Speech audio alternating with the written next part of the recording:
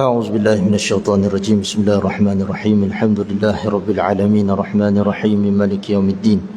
إياك نعبد وإياك نستعين. اهدنا الصراط المستقيم صراط الذين أنعمت عليهم غير المغضوب عليهم ولا الضالين آمين. اللهم صل على سيدنا محمد الفاتح لما أغلق والخاتم لما سبق ناصر الحق بالحق والهادي إلى صراطك المستقيم وعلى آله حق قدره ومقداره العظيم. سبحان ربك رب العزة عما يصفون وسلام على المرسلين والحمد لله رب العالمين. السلام عليكم ورحمة الله وبركاته. بسم الله الرحمن الرحيم.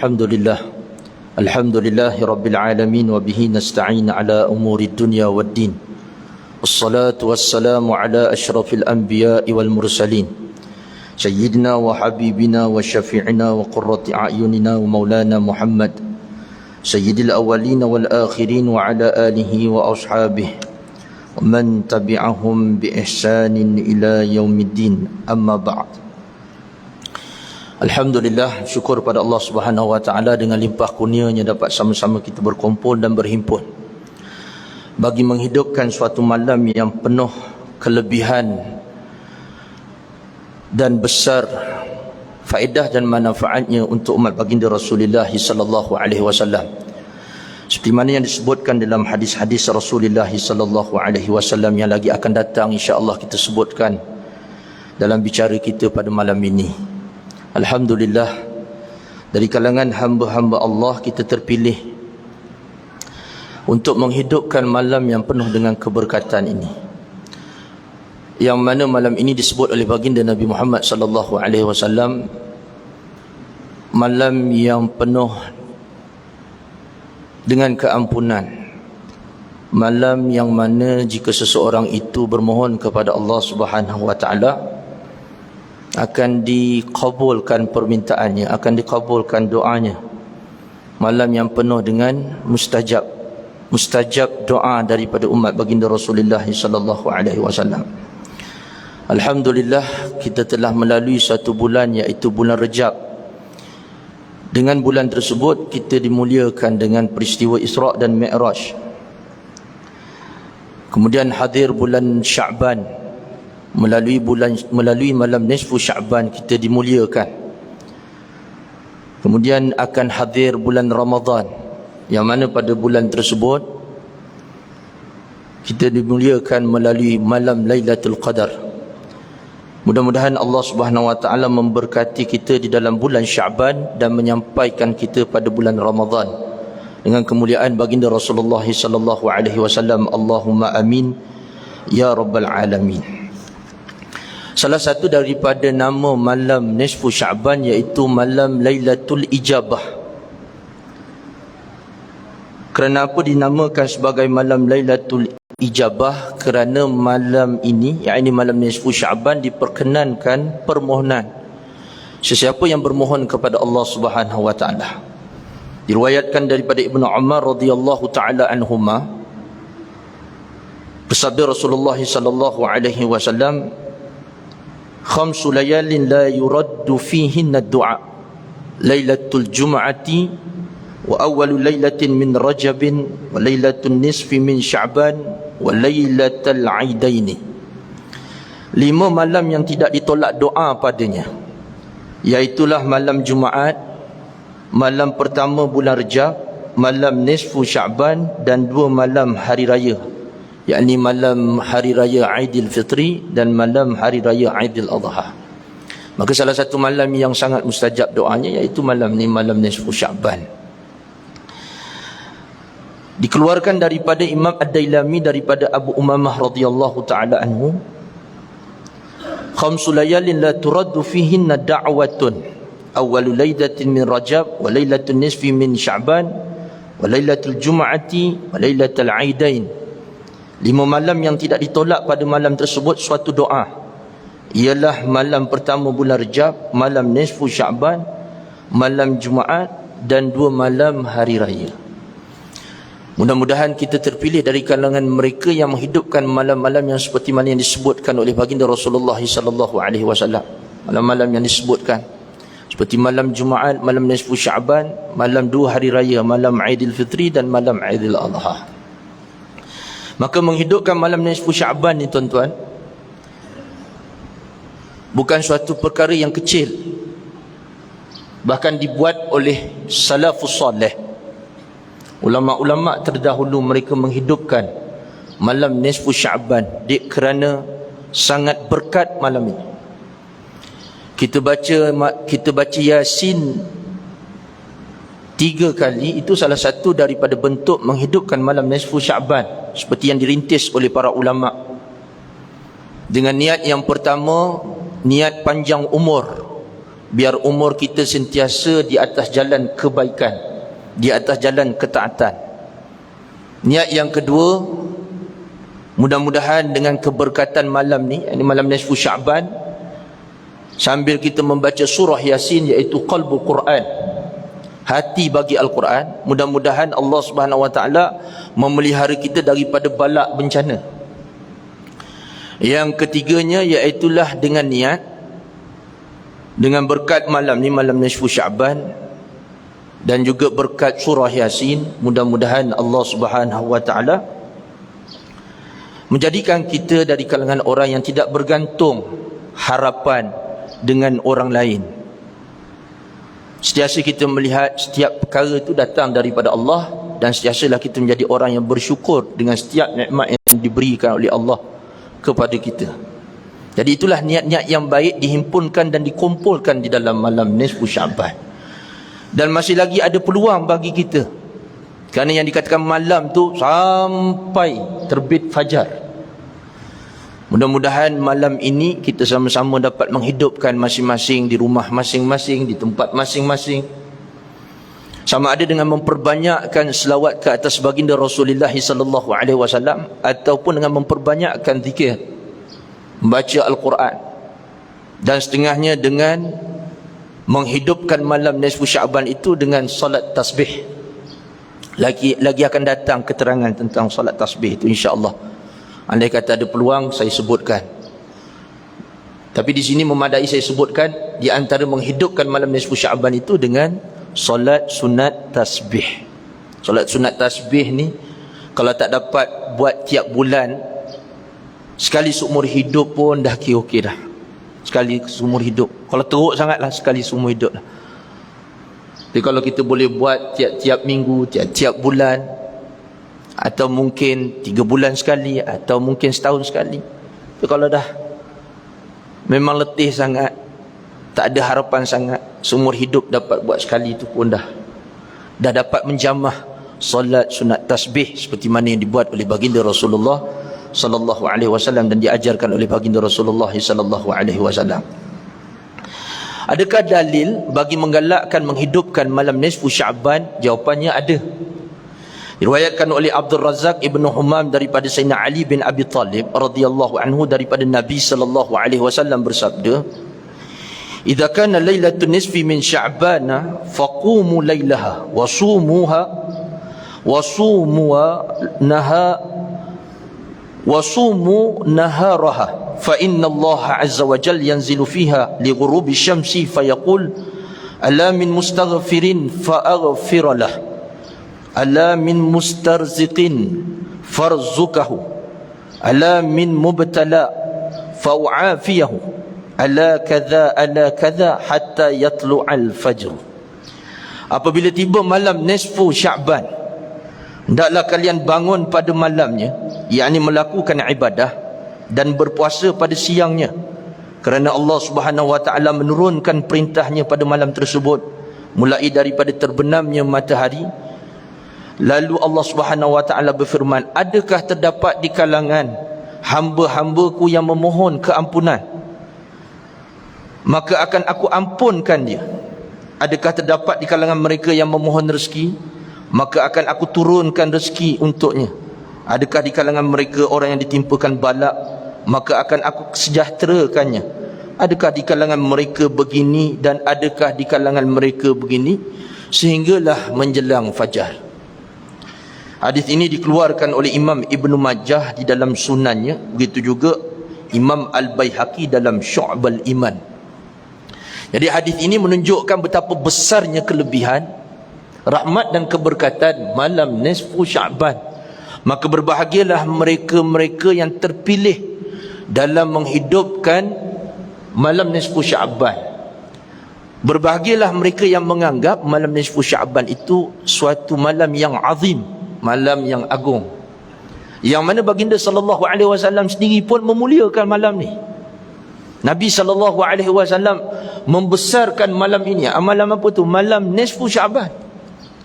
Sebahagian daripada umat manusia tu dia menjadikan malam nisfu Sya'ban ni tempat dia berbalah. Nak sambut tak nak sambut, nak sambut tak nak sambut, nak sambut tak nak sambut. Nak sambut bismillah, tak nak sambut dia terpulang, tak jadi dosa. Tinggal lagi mempertikaikan tentang keharusan sambut itu adalah suatu perkara yang diharamkan, kerana ia membawa kepada perpecahan, kerana ia merupakan masalah khilafiyah tentang sambut ke tak nak sambut. Khilaf dari sudut menyambut secara berjemaah ke atau nak menyambut secara sendiri-sendiri. Jadi terpulang, menyambut secara berjemaah pun disunatkan, nak menyambut secara sendiri-sendiri pun ia terpulang, disunatkan juga. Jadi dah nama manusia ni kadang-kadang kalau buat seorang-seorang tu cepat datang rasa jemu. Istimewa pula kita yang macam ni, yang tak terbiasa dengan majlis zikrullah, yang tak terdedah dengan majlis-majlis berkumpulan, berkumpul-kumpul, majlis-majlis zikrullah, majlis selawat, majlis panjang-panjang sikit tu berhajatkan kepada perkumpulan. Memang dah patternnya macam tu. Kalau secara beramai tu semangat dia lain macam sikit. Kalau seorang-seorang cepat datang rasa jemu. Kita kalau nak berselawat kat rumah boleh, tapi lepas buka dalam berapa minit tutup balik. Baca Quran boleh dekat rumah nak seorang-seorang, tapi boleh kita buat panjang? Tak semua boleh, dan ramai yang tak boleh. Tapi kalau secara beramai-ramai boleh. Secara beramai-ramai tu dia boleh. Tak payah panjang-panjang ayat Al-Quran tu. Surah Al-Mulk cukup. Sebelum nak tidur sunat baca surah Al-Mulk. Kalau seorang-seorang saja-saja nak baca biasanya, jangan ikut kita. Kita ni dah memang ahli masjid, ahli surau. Kadang-kadang ahli masjid, ahli surau pun bukannya semangat sangat. Tapi kalau dah ramai-ramai, lain rasanya. Begitu juga dengan amalan menyambut atau menghidupkan malam nisfu Sya'ban. Nak buat sendiri-sendiri, bismillah. Boleh buat sendiri-sendiri, bismillah. Nak buat baca Yasin ke tak nak buat baca Yasin ke, nak buat amalan yang lainnya, bismillah. Tapi adakah kita boleh istiqamah? Lebih-lebih lagi berhajatkan kepada waktu yang panjang. Bahkan lebih baik beramai-ramai, kerana hati itu didorong dengan semangat beramai-ramai. Yasin 5 quri'alah, sabda Rasulullah sallallahu alaihi wasallam. Yasin itu dibaca atas niat qalbul Quran. Itu Yasin. Orang Melayu masya-Allah kebanyakan yang menghafal surah Yasin, kerana dibacanya Yasin pada malam Jumaat. Yasin malam Jumaat, Kahfi malam Jumaat. Asal nama baca surah daripada ayat-ayat suci Al-Quran, semuanya mempunyai kelebihan. Tetapi Yasin itu mempunyai kelebihan-kelebihan yang khusus, dan disebut serta dihuraikan oleh para ulama tentang kelebihan membaca surah Yasin. Alhamdulillah, malam nisfu Sya'ban telah dirintis oleh ulama, mencadangkan kepada kita, maknanya menawarkan, nak hidupkan malam ni dengan Yasin 3 kali, bismillah. Besar faedah dan kelebihannya. Bagi siapa yang buat, manfaat balik kepada siapa yang buat. Yang tak nak buat, jangan cuba-cuba mempertikaikan orang yang nak buat. Alhamdulillah. Diriwayatkan oleh Al-Asbahani di dalam At-Taghrib daripada Sayyidina Mu'adz bin Jabal radhiyallahu taala anhu berkata, sabda Rasulullah sallallahu alaihi wasallam, sesiapa yang menghidupkan 5 malam maka wajiblah baginya syurga, di antaranya malam tarwiyah, malam 8 Zulhijjah dan malam nisfu Sya'ban. Tersebut dalam hadis-hadis baginda Rasulullah sallallahu alaihi wa ala alihi wa sahbihi wasallam. Dan Sayyidatuna Aisyah radhiyallahu taala anha pernah menceritakan baginda Rasulullah sallallahu alaihi wasallam pada malam nisfu Syaban pergi ke perkuburan Baqi'. Malam-malam Nabi pergi ke perkuburan Baqi'. Nabi sangat kasih kepada ahli Baqi'. Di situ ada lebih kurang 10,000 sahabat-sahabat baginda Rasulullah sallallahu alaihi wasallam. Panggil Al-Baqi', perkuburan Baqi'. Al-Aghrad, apa nama? Al-Gharqad. Baqi' Al-Gharqad. Al-Gharqad tu makna duri. Tu Baqi', perkuburan Baqi' itu. Berbahagia orang yang dikebumikan di perkuburan Baqi'. Esok awal yang mendapat syafaat baginda Nabi Muhammad sallallahu alaihi wasallam, mereka yang dikebumikan di Madinatul Munawwarah, khusus ahli Baqi'. Ahli Baqi'. Sehingga disebutkan oleh baginda Nabi Muhammad sallallahu alaihi wasallam dalam satu riwayat, jika kamu mampu untuk mati di Madinah, matilah.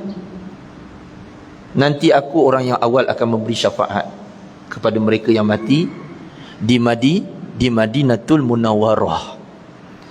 Mudah-mudahan Allah merezekikan kita mati di tempat yang baik-baik. Ada satu pakcik tu masa kita pergi umrah,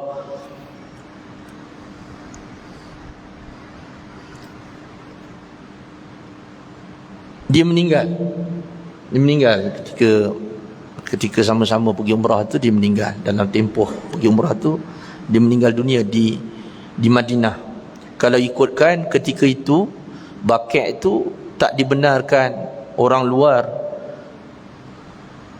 disemadikan atau dikebumikan di sana. Tapi nak kata rezeki orang tua ni daripada Kedah, tak macam mana nak try jugalah. Mutawif dia tu try tanya ada kekosongan tak di Baqi'.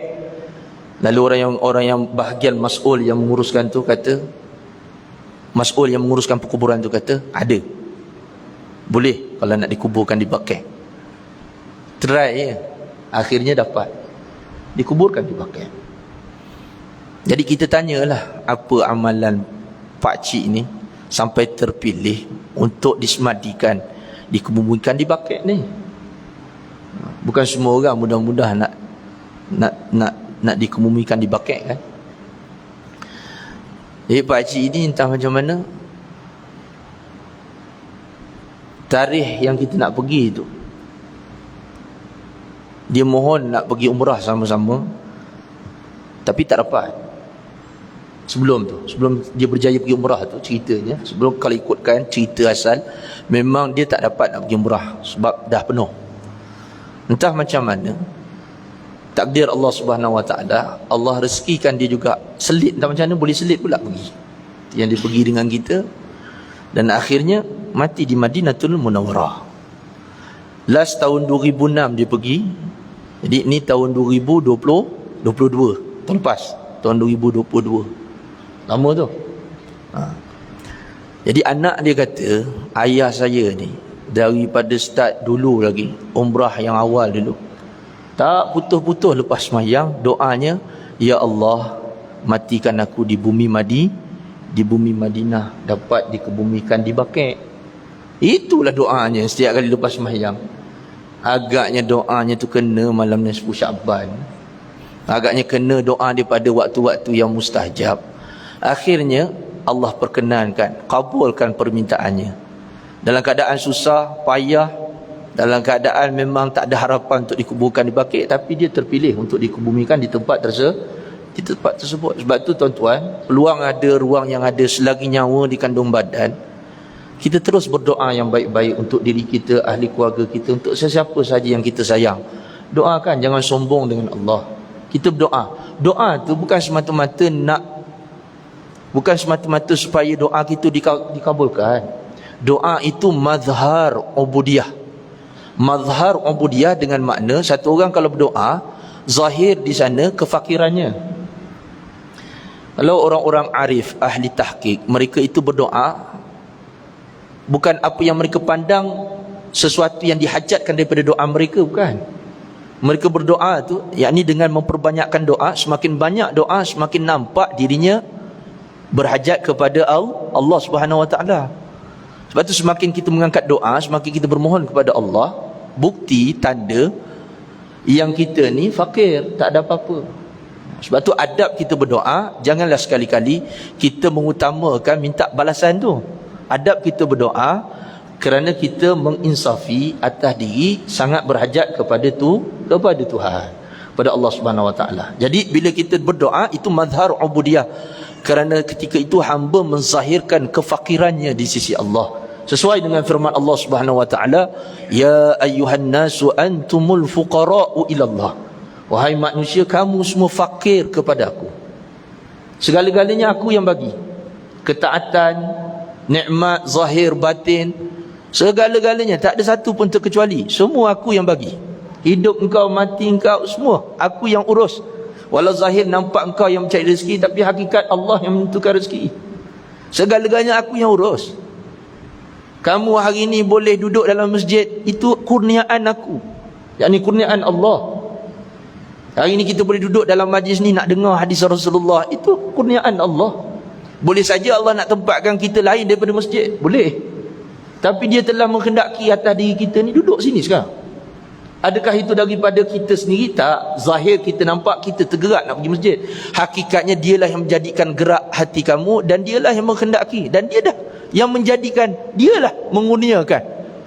Maka hendaklah kamu bersyukur dengan semua nikmat daripada dia. Jadi tak patut kita minta balasan dari sudut kehambaan. Tak patut kita minta balasan kerana dia yang bagi. Itu bukan hak kita, dia bagi. Maknanya dia, hak dia nak bagi kepada sesiapa daripada limpah kurniaan dia. Zalika fadlullahi yu'tihi man yasha. Jadi adab kita bukan minta banyak, minta macam-macam, minta balas tu, minta balas ni. Adab kita mensyukuri nikmat yang dia beri. Doa kita tu kerana menzahirkan kefakiran. Tak ada apa-apa kita ni melainkan setiap barang yang telah dikehendaki atas kita, yakni daripada Allah Subhanahu Wa Taala. Jadi mudah-mudahan Allah Subhanahu Wa Taala menjadikan kita dari kalangan mereka yang mendapat manfaat, keberkatan, rahmat daripada malam nisfu Sya'ban. Apabila kita masuk saja malam nisfu Sya'ban, tuan-tuan dan puan-puan, bererti kita telah melalui separuh daripada bulan Sya'ban, dan lagi separuh kita akan masuk pada bulan Ramadan. Tu nampak macam jauh tapi dah dekat. Jadi bulan Sya'ban ni sebagai bulan transit. Nak latih masa ni lah, macam warm up. Macam satu orang nak masuk gelanggang bola sepak ke apa ke, ni training masa ni, persiapan kita masa ni. Nak buat taktik tu, taktik di sini, latihannya sini. Bila dah masuk madrasah apa tu namanya? Madrasah Ramadan. Bila dah masuk, itu bulan umat baginda Nabi Muhammad sallallahu alaihi wasallam. Adaptasi daripada apa yang kita latihkan pada bulan Sya'ban, moga-moganya menjadi kekuatan dari sudut sabarnya, kecekalannya, ketakwaannya. Nak jaga marah, nak jaga jawarih, nak jaga anggota daripada melakukan maksiat. Jadi kita dah ada persediaan. Sebab bulan Ramadan ni adalah bulan untuk umat baginda Nabi Muhammad sallallahu alaihi wasallam. Rasulullah sallallahu alaihi wasallam bersabda, puasa itu sebagai junnah. Junnah tu perisai. Puasa itu perisai bagi kamu, selagi mana kamu tidak mencarinya. Macam mana dia boleh tercari? Dengan sesuatu maksiat, sama ada maksiat zahir ataupun batin yang kita lakukan. Jadi di sinilah kita menambahkan ilmu pengetahuan, apa dia puasa, apa dia maksud puasa. Di sini dia. Kita mula awal sikit. Kita mulakan dengan awal sikit, supaya mudah-mudahan lebih bermakna lagi Ramadan ni. Ramadan yang akan datang untuk kita ni lebih bermakna berbanding Ramadan sebelumnya. Dan kita pun tak boleh nak jamin Ramadan akan datang tu ada ke tidak buat kita. Usahakan Ramadan yang tahun depan. Ramadan yang ke depan ni pun belum tentu lagi ni. Adakah dari kalangan kita boleh menjamin yang kita akan memperolehi Ramadan ni yang lagi 2-3 minggu ni? Saya tak boleh nak jamin. Tuan-tuan puan-puan yang kat depan ni pun tak boleh nak jamin. Sebab itulah kita berdoa. Doa tu zahir lah, zahir ubudiyah kita tu, kerana mengharapkan limpah kurnia Allah. Ya Allah, Allahumma barik lana fi Sya'bana. Ya Allah, berkatilah kami pada bulan Sya'ban. Maknanya, ya Allah, jangan kau sia-siakan kami duduk dalam bulan Syaban ni. Bulan Syaban ni bulan Rasulullah SAW, bulan yang mana patut kita berselawat dengan banyak-banyak bulan ni. Bahkan sebahagian mufassirin mengatakan turunnya ayat Al-Quran, ayat yang memerintahkan kita berselawat dalam bulan ni. Innallaha wa malaikatahu yusalluna 'alan nabi ya ayyuhalladzina amanu sallu 'alaihi wa sallimu taslima. Bulan ni diturunkan pada bulan Rasulullah SAW. Ini bulan kita banyak berselawat. Kemudian kita tambahkan lagi pada bulan Ramadan. Jadi saya nak sebut sedikit, ambil sedikit tuan-tuan. Saya tak ambil masa lama sebab tuan-tuan baca Yasin pun dah 3 kali. Panjang tu baca Yasin 3 kali tu, kita faham. Kalau budak-budak tahfiz ni mungkin biasa bagi mereka. Yasin tu hari-hari. Kalau di madrasah kami tu, Yasin tu tiap-tiap pagi. Dihafal oleh pelajar, wajib menghafalnya. Baca Yasin. Kita baca Yasin seminggu sekali dah buat perdebatan. Marah baca Yasin malam Jumaat. Tak ada di zaman Rasulullah SAW. Main TikTok boleh pula. Mengaji pakai TikTok boleh pula. Mengaji agama pakai TikTok ada ke zaman Rasulullah? Tak ada kan? Tapi yang tu tak bid'ah. Tapi kalau nak baca Yasin malam Jumaat, itu bid'ah. Yang sebenarnya siapa yang bid'ah? Enta yang mubtadi'. Enta yang bid'ah sebenarnya, tak ikut ulama. Nampak? Ringkas sikit. Jadi saya nak sebutkan faedah, kelebihan berkaitan dengan puasa. Maklum di ambang puasa ni kita sebutkan sedikit. Mudah-mudahan bermanfaat untuk saya dan untuk tuan-tuan dan puan-puan sekalian, insya-Allah. Sabda Rasulullah sallallahu alaihi wasallam, "Yatruku ta'amahu wa syarabahu wa syahwatahu min ajli, as-siyamu li wa ana ajzi bih, wal hasanatu bi asyri amsalha." Dia meninggalkan makanannya, minumannya dan syahwatnya demi kerana aku. Puasa itu adalah bagiku dan akulah yang akan membalasnya. Dan satu kebaikan itu dibalas dengan 10 kebaikan seumpama dengannya. Daripada Sahal Ibn Sa'ad Al-Ansari Al-Sa'idi radhiyallahu ta'ala anhu, daripada Nabi sallallahu alaihi wasallam, sesungguhnya di dalam syurga terdapat sebuah pintu yang dipanggil Rayyan. Masuk melalui pintu ini orang yang berpuasa pada hari kiamat. Tidak masuk melaluinya seorang pun selain orang-orang yang berpuasa. Mereka disuruh di manakah orang-orang yang berpuasa? Maka mereka pun berdiri, tidak masuk melalui pintu ini seorang pun selain mereka. Apabila mereka telah memasukinya, maka ia dikunci sehingga tidak seorang pun yang masuk melaluinya. Kita nak bagi formula untuk supaya puasa kita itu tidak binasa. Sama-sama kita ingat tuan-tuan. Tapi kalau dapat jaga ni, insya-Allah puasa kita terpelihara, insya-Allah. Saya hendaklah kita memelihara diri daripada maksiat jawarih. Maksiat jawarih. Apakah maksiat jawarih itu? 7 anggota. Yang mana kalau kebiasaannya setiap hari kalau tak jaga 7 ni, nescaya kita akan berbuat dosa. Tapi manusia itu tak lari daripada kekurangan. Cuma kalau kita nak nampaklah, kalau terpelihara lah 7 ni, insya-Allah secara zahirnya tak buat dosa lah, tak buat maksiat. Apakah 7 jawarih itu? Mata, telinga, tangan, lidah, perut, kaki dan kemaluan. Andai 7 perkara ni atau 7 jawarih, 7 anggota ni kita jaga elok-elok, insya-Allah puasa kita itu bermanfaat untuk kita. Dan puasa itu diterima oleh Allah Subhanahu Wa Taala. Jadi 7 ni kena jaga. Cara ringkasnya kita berikan formula 7 anggota ni hendaklah dipelihara. Yang sebenarnya bukan saja bagi orang puasa, orang tak puasa pun kena jaga 7 anggota ni. Tapi lebih-lebih lagi lah kita dah puasa, bila kita tak jaga, habislah. Itu yang disebutkan dalam hadis Rasulullah sallallahu alaihi wasallam, ada manusia puasa sekadar lapar dan dahaga. Dia puasa tapi lapar dan dahaga saja.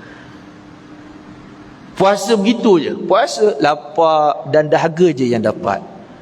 Di sisi Allah tak ada apa-apa puasanya. Disebabkan apa tu? Disebabkan tidak memelihara daripada 7 anggota ni. Sebab tu syahwat tu dipelihara, sekira-kira dapat terpelihara 7 anggota ni. Syahwat tu kita tak boleh nak bunuh habis. Sebab setiap manusia itu ada keinginannya. Semua kita kawan. Macam contoh syahwat makan, nak makan. Makan boleh, tapi ada masa boleh makan, ada masa tak boleh makan. Ada masa boleh makan tapi jangan melampau. Macam tu. Sebab tu semuanya dengan ilmu pengetahuan. Orang nak puasa kena belajar ilmu puasa. Orang nak sembahyang kena belajar ilmu tentang sembahyang. Orang nak berniaga kena belajar ilmu tentang berniaga. Gitu juga kita ni. Nak puasa akan datang ni nak kena ada ilmu.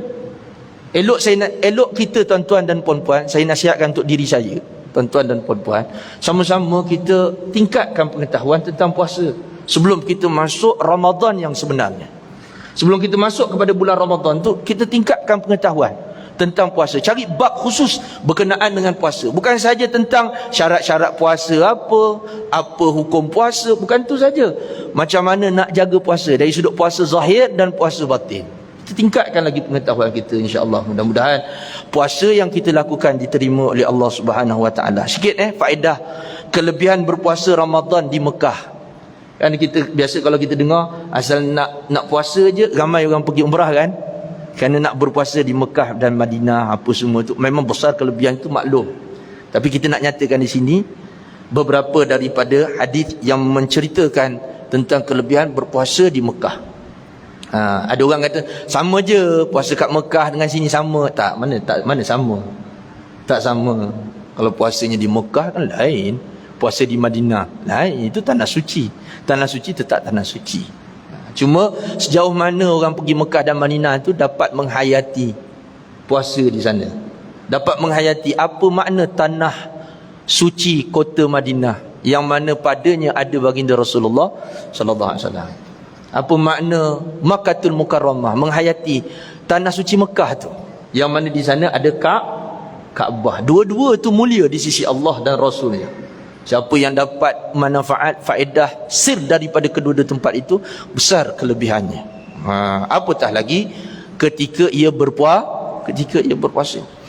Daripada Sayyidina Abdullah ibn Abbas radhiyallahu taala anhuma, daripada Nabi sallallahu alaihi wasallam sabda, man adraka syahr Ramadan bi Makkah fa shamahu wa qama minhu ma tayassara kataballahu lahu 100,000 syahri Ramadan fima siwah wa kataba lahu bi kulli yawmin itqa raqabatin wa bi kulli lailatin itqa raqabah wa kulli yawmin humlani farasin fi sabilillah wa fi kulli yawmin hasanah wa fi kulli lailatin hasanah.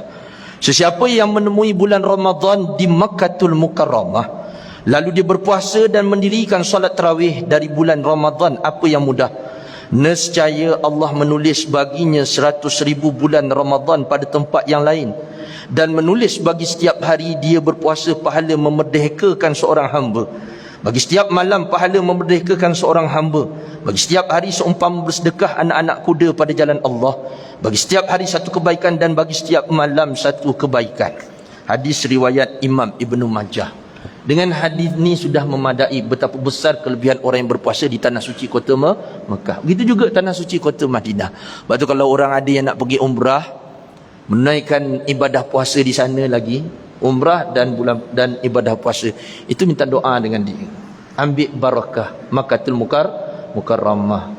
Mudah-mudahan Allah Subhanahu Wa Taala memilih kita. Mudah-mudahan Allah Subhanahu Wa Taala sentiasa meletakkan kita di atas jalan-jalannya yang lurus, di atas jalan-jalan kebaikan, di atas sunnah baginda Rasulullah sallallahu alaihi wasallam. Mudah-mudahan Allah Subhanahu Wa Taala menerima segala amalan kita, menerima segala doa kita yang baik-baik. Mudah-mudahan Allah menyampaikan kita pada bulan yang penuh dengan rahmat, keampunan dan keberkatan, kebebasan daripada api neraka, iaitu bulan Ramadan, dengan kemuliaan dan ketinggian kedudukan baginda Rasulullah sallallahu alaihi wasallam. Allahumma salli ala sayyidina Muhammadin al-Fatih lima uliqal khatim lima sabaq nasiril haqq bil haqq wal hadi ila siratikal mustaqim wa ala alihi haqq qadrihi muqdaril azim. Subhana rabbika rabbil izzati amma yasifun wa salamun ala al mursalin walhamdulillahi rabbil alamin. Taqabbalallahu minkum.